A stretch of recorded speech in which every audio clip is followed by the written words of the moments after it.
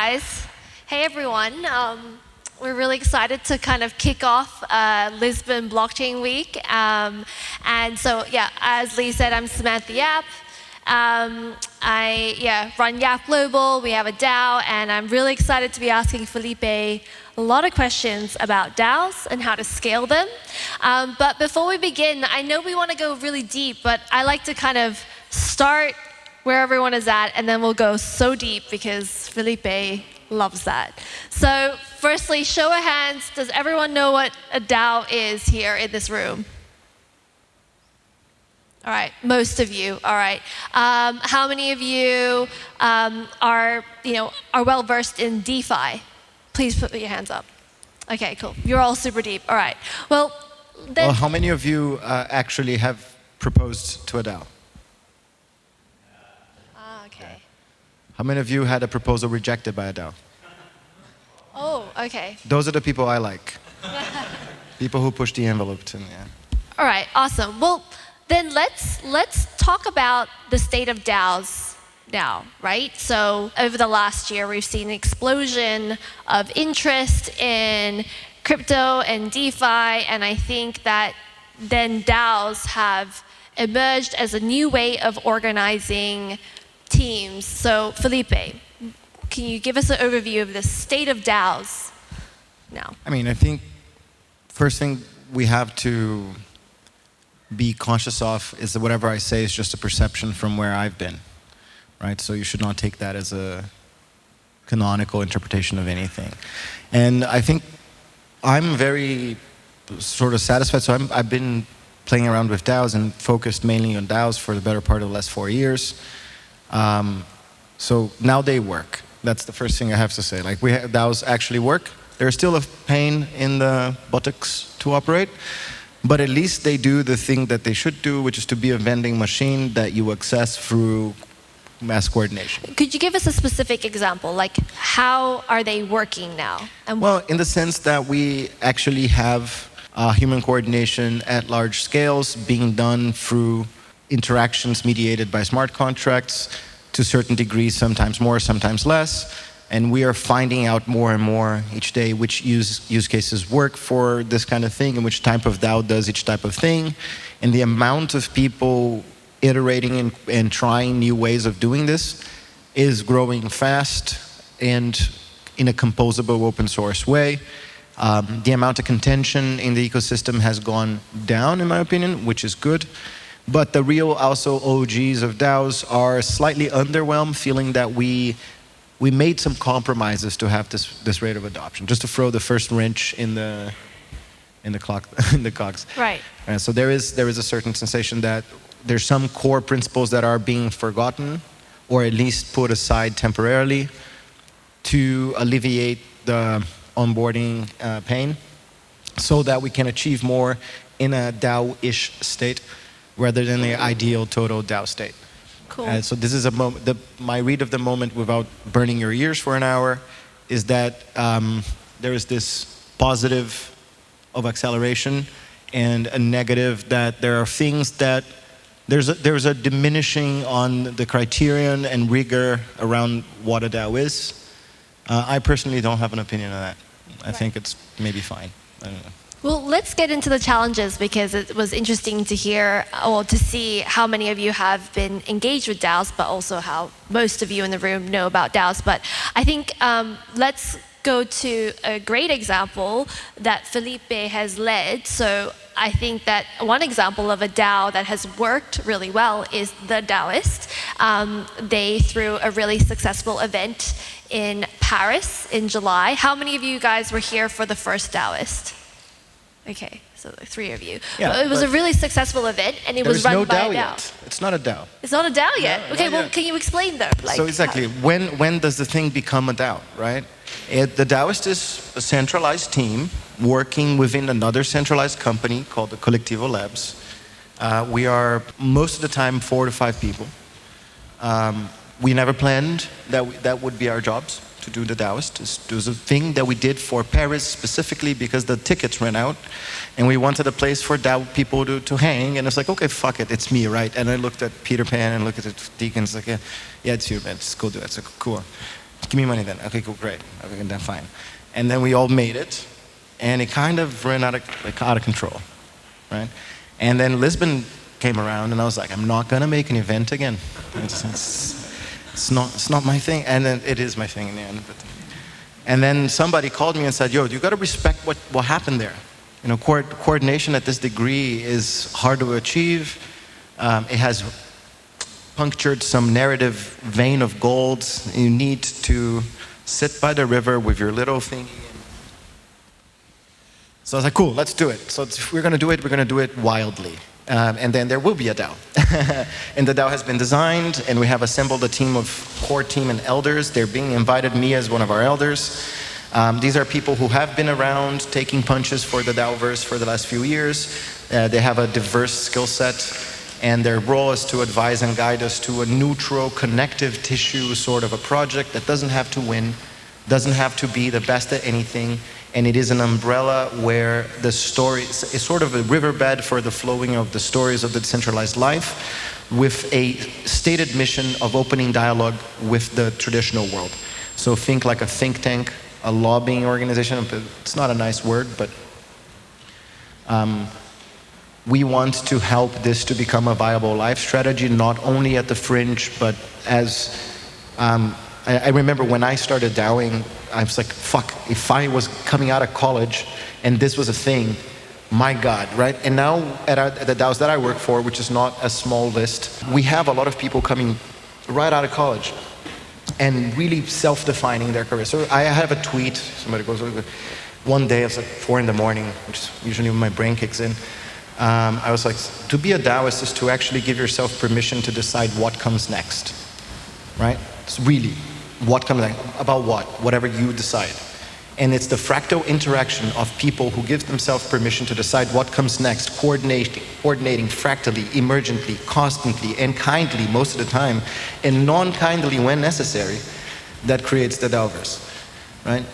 So the DAOist is a place for us to tell these stories, to anchor this vision, and to keep these people safe off the strong winds that are sure to come over the next 4 to 5 years. So that's it. And it's going to be a DAO. Cool.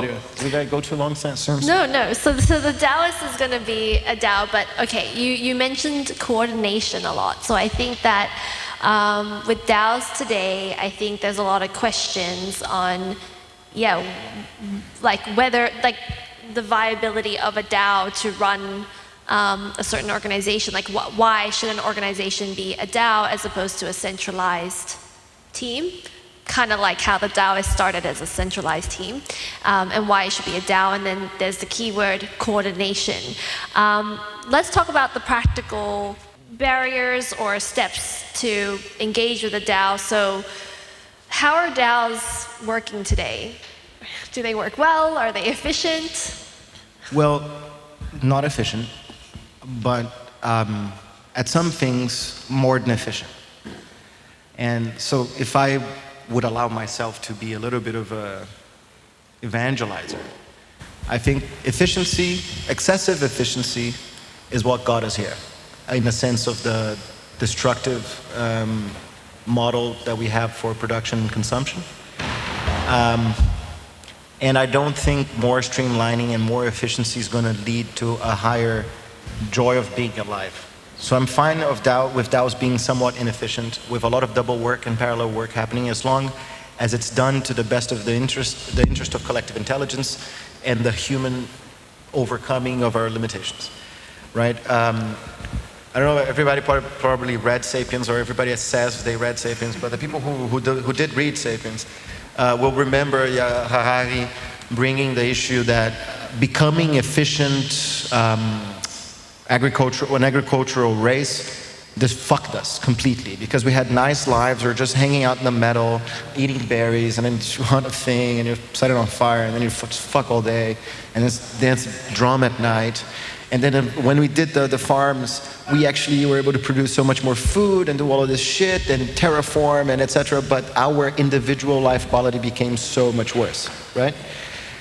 I think DAOs are knives that can cut both ways in this dilemma, and I want the DAOs that I'm a part of to be going towards the hunter-gatherer paradigm, You're free to become a robot if you want.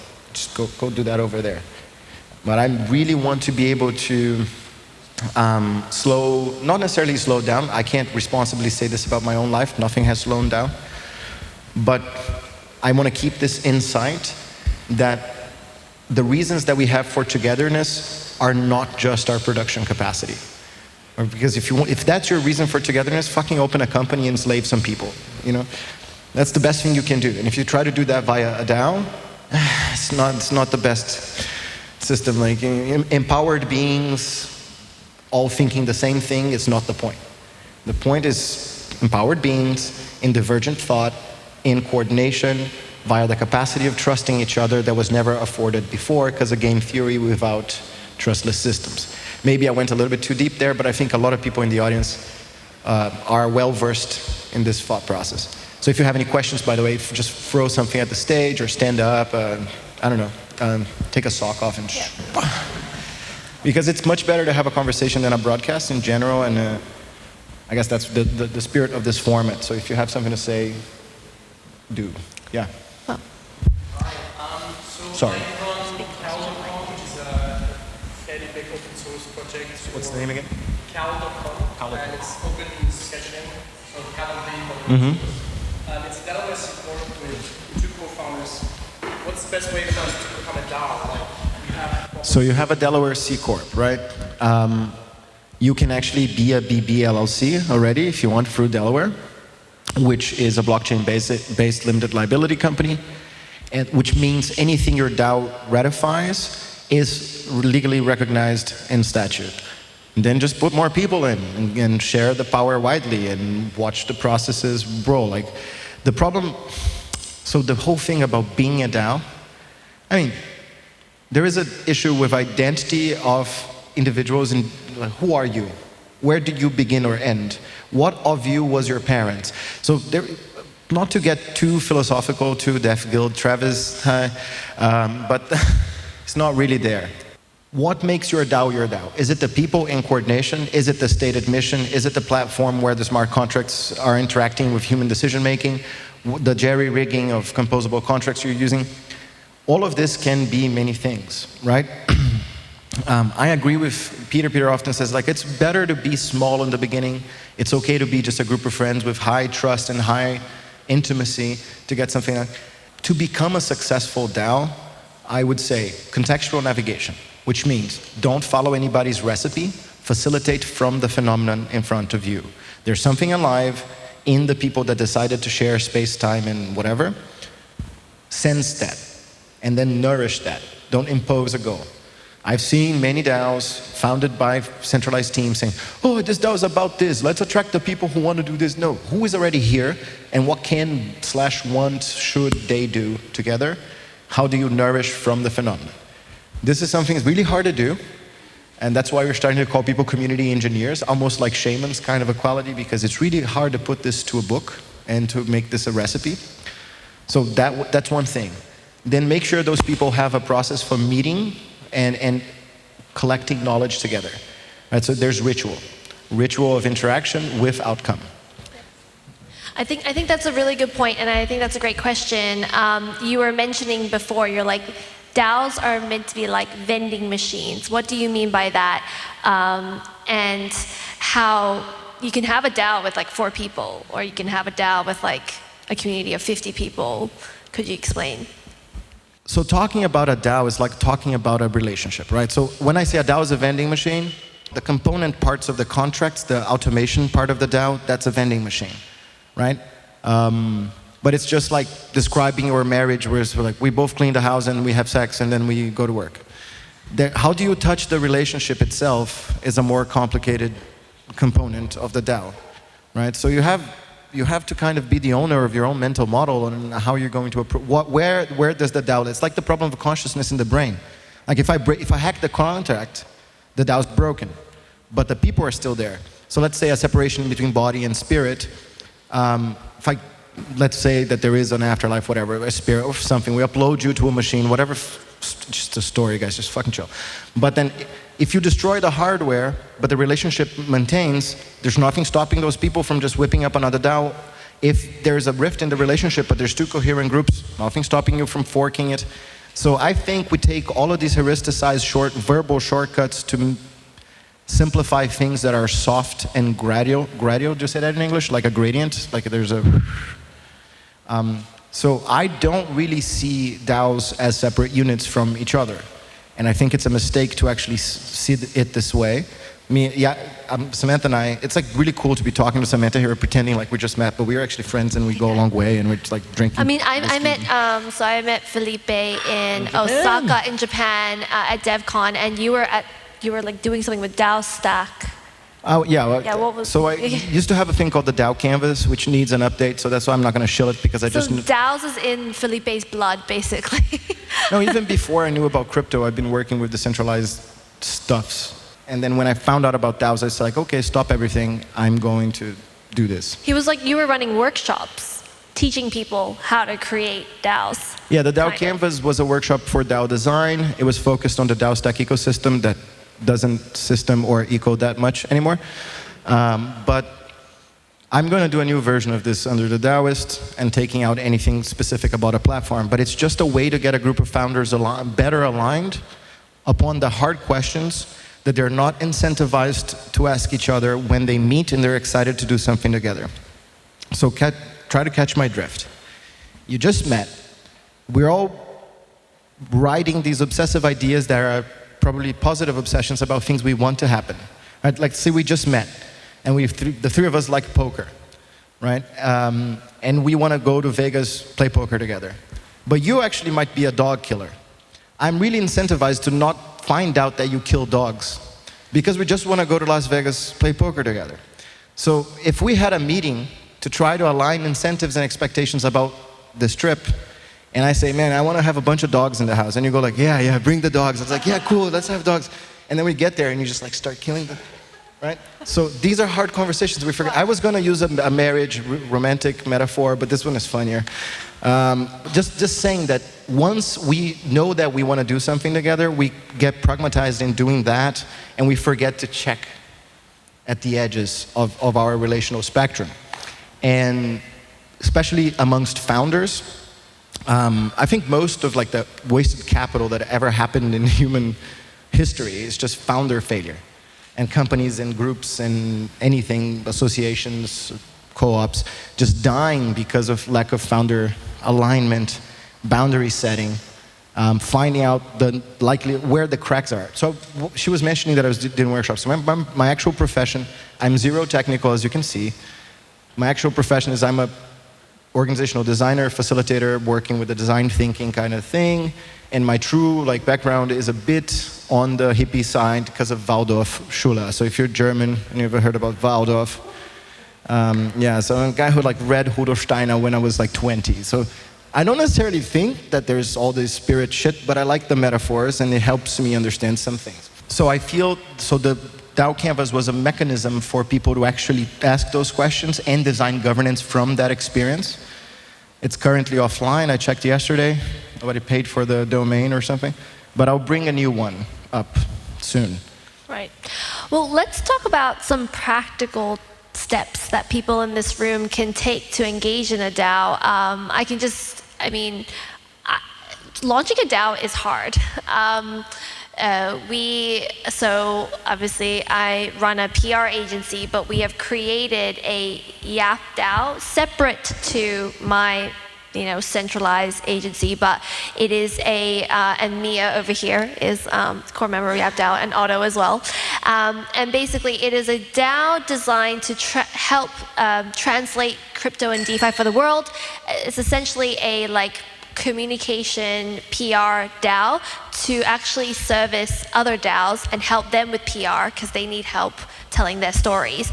We launched it in July and we have about 10 members now, but getting those members has been challenging, and it's and this is where building a community, building a team, even a team of 10, right? If you think about it, for a centralized team to grow to 10, that's a lot of work. I think with DAOs, it's even more work. Now, Felipe, any advice on just remember, how to launch I have a DAO? to set up the POAP for the DAOist. Just got a message from POAP God here on my thing. But I do have an answer to that question, actually. I created a heuristic for which I call the 30-second organizational design class, right? So if you're designing an organization of some kind, which is just a social membrane of some kind, you have to define 3 things. Also, I use this to judge places. Like I walk into the bar and I run this in my head real quick, which is, what is the price of crossing the membrane? What do I have to align or give to cross the membrane? What is the minimum that everybody gets? Or what is the least powerful person in that group getting for being there? What is the minimum, what is the floor of reward for crossing the membrane? And what is the process, texture, ritual of crossing that membrane? Assess those things either by writing down or by, we could make an art therapy thing, just make like, what is the color of the texture of the membrane? Just go crazy, right? And I actually would do this professionally, getting executives, putting each one of them in a corner, and then getting them to actually try to portraitize their organizations, and then having a conversation about the divergence and the delta. And this is actually a very valid ways of bringing the ghost that lives between the floorboards of the social process, the things that we are willing to ignore just so we don't fight early. Okay, so one advice, think about the membrane, etc., etc., etc. The other advice is fight early, okay, because dishonest conflict has way more social value. Actually, honest conflict has way more social value than dishonest harmony, right? Because once the stakes get high enough, people will shoot each other. It's not a joke. People will drive cars into walls, people will throw people out of windows. So just avoid getting there ill prepared for the shadow, right? So shadow work is a big part of surviving this, both in your inner thing and in the outer thing. Because once an idea gets enough traction and acceleration, it's like, okay, now I'm going to go to therapy. No, son, like now everything you've ever lived to get here, it's what you got. You know, so I would say this, yeah. I'm biased. I work with the relational component of DAOs. It's what or a relational component of everything. That's what I pay attention to. So if you're disappointed and want to have like a more technical conversation, you can try to guide us there. I'll try to help. I don't know. Well, I mean, those are some really, like, you really get to the heart of it, Felipe. You're like, you know, fight early, though, really, really great points. But we are going to ask for some practical steps, right? You know, because I think there are people now, I mean, this last year I've seen a lot more. There are people who literally have quit their jobs to work for DAOs full time. Like you say, you work from, I mean, do you work for multiple DAOs or you engage with multiple DAOs? Yeah, no, I was probably, like I'm trying to find the first person, someone before me, because I moved to Europe with no money, thinking I was going to come here with my beautiful organizational design skills and get jobs, and it's going to be grand. And I get here, I realize innovation, in Germany specifically, innovation is a very different word there. Innovation there is just making the sensor of the fridge a little bit more sensy. There's no actual innovation component to that society, really. And that there was a lot of very intelligent, bright, kind, attractive, blue-eyed, blonde kids in line for that job, and it was not going to be my turn. So I was getting hired to speak to the BMW Foundation, and then they got a giant consultancy. And where's Felipe in the consultancy? Nowhere. Nowhere. Right, so I gave a speech like this to 400 or 500 people, all the leadership of BMW, the whole company, BMW Foundation, all in on side. They got $2 million consultancy, and I wasn't even the coffee guy of that consultancy. Right? So, Impact Hub Berlin, love you guys. Great, you saved my life actually. It's true, but it's also true that this happened. So I went to full-time crypto, and I couldn't get a job because I don't have a college degree at all. And then, because I chose to, and I started working for a DAO, and I started paying my entire life for a DAO. So I would say practical steps for DAOing. If you're a founder and you want more people in your DAO and you're struggling to get more people in your DAO, honestly, I don't care about you. Figure it out. If you're not attractive, who am I to teach you how to be attractive as a social system? But if you want to be a DAOist, I care about you. And I would say it's a complete inversal of the meaning of work, right? It's not about what can I do, it's what do I want to do? And which direction do I want to grow? how much money, how much support, what type of life do I need to be happy, and then finding the social systems that are capable of giving that to you. So right now, there's so much work needed in DAOs, as they're saying, that if you have any skill set whatsoever, you probably can make a living in a DAO, which is not what I found. What I found was, oh, I'm going to make you guys a video. I'm going to make you guys a raffle. I came up with the craziest fucking ideas, including a DAO canvas to pay for my bills. Eventually, I got hired by DAOist, then the rest happened. But right now, it's way easier. And if you are looking to quit your job, work for DAOs, and you don't need to be a millionaire tomorrow, and you're willing to be a load-bearing human, actually applying your brain to stuff, come to the DAOist. Yeah. There's probably 100 DAOs there that want you to work for them. Yeah, really, really great advice. And I don't think even if you have non-technical skills, that's even more welcomed. I think there's this perception that you need to understand crypto, you understand like tech, but actually, yeah, if you can provide some of the service that Felipe mentioned, communications even, the space is lacking in that. Can I get a warmness check? Did the things I say made sense? Yes, medium, no. Did it add value in some direction? Okay, just checking. Thanks, guys. Cool. I guess, maybe, does anyone have any questions? We've got maybe room for one question. Yes?